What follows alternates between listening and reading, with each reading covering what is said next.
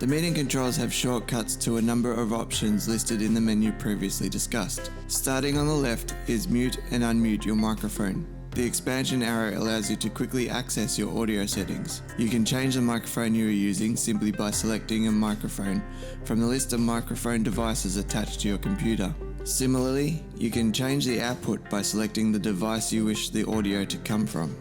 The test microphone and speaker option opens simple prompts that cycle through the audio devices you selected to check that they are functioning correctly. Switch to phone audio is available through paid subscription and allows you to use your phone as a microphone. Follow the prompts if this option is required. Leave computer audio will disconnect your computer's audio devices from use in the meeting. You can choose to join again if this is accidentally selected. The audio settings options opens the settings menu, allowing you to adjust the audio settings previously discussed.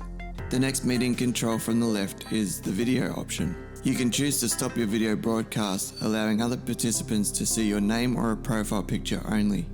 Clicking the expansion arrow allows you to change the camera you are using to display your image in a meeting. Simply click the camera in the list of your connected devices to activate it for your meeting. Choose Virtual Background opens the settings menu to the Virtual Backgrounds tab, allowing you to adjust your virtual background settings. The video settings options opens the menu, allowing you to adjust your video settings as previously discussed. Security is a control not available to participants, but here the host can lock the meeting. This prevents any other participants from joining the meeting. You can also choose to enable or disable the waiting room. The host can also enable or disable the screen share, chat, and rename features for participants. Report is where the host can inform Zoom of users that may be behaving inappropriately in order for them to investigate. The Participants button opens a sidebar where the meeting's participants can be seen. If a participant is in the waiting room, you will receive a notification and a button titled Admit. This will appear beside their name. To allow them into the meeting, click this button. Participants can see who is in the meeting and, if authorized, can rename the participants. For the host, hovering over the participant's name reveals two buttons, mute or unmute, and more. Selecting unmute or mute will open or close their microphone. More allows you to select additional options. Those are chat, allowing you to chat directly to them, stop their video revealing their name or their profile picture. You can make them a host or co-host if you are operating through a paid subscription. You can assign them to type captions, allow them to record in the meeting. Sometimes this might not be revealed until they request it. Rename them, put them in the waiting room, remove them from the meeting completely, and report them to Zoom. If non-verbal communication is activated, participants will have access to signify responses including a raised hand, yes, no, go slower, go faster, a thumbs up, thumbs down, clap, and away, which is signified by a mug. To access some of these gestures, the More button may need to be selected to reveal the extra actions. If you click a communication tool, the one you have chosen is displayed beside your name in the participants panel for the host to see. The host has access to a Clear All button, removing all the non-verbal communication. Finally, at the bottom of the window is an option for hosts to invite additional participants, mute all participants, and unmute all participants.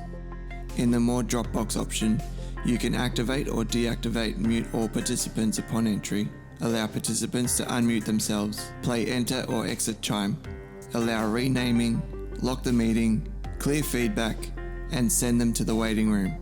Participants have access to the invite button and the unmute button. The only way to stop participants from inviting guests is to lock the meeting.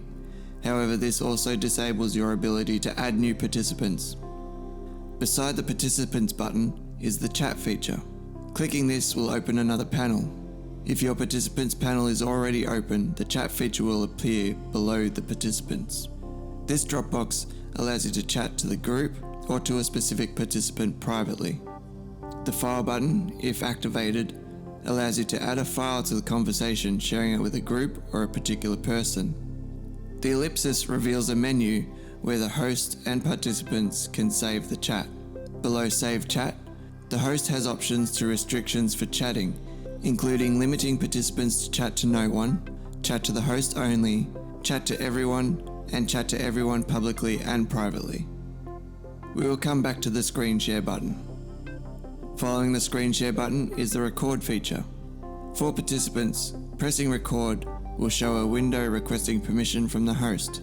Once the host permits screen recording, you can click the record button and your recording will automatically start with a notification and a timer in the top left of your window. For the host, if automatic recording is not set up, you'll have the option to record to your local hard drive or to the cloud if you have a paid subscription. Once recording, your record button will now display a pause and a stop button. You can use this to pause or stop your recording. Your recording will process and save when the meeting is ended. For hosts, a closed captioning button may be available. This button allows you to choose to type the captions yourself, assign another person to type the caption, or copy an API token for any third-party captioning agent you may have pre-arranged. Selecting yourself will open a dialog box for you to enter titles into. If you choose another participant, they'll be notified before seeing the caption recording panel.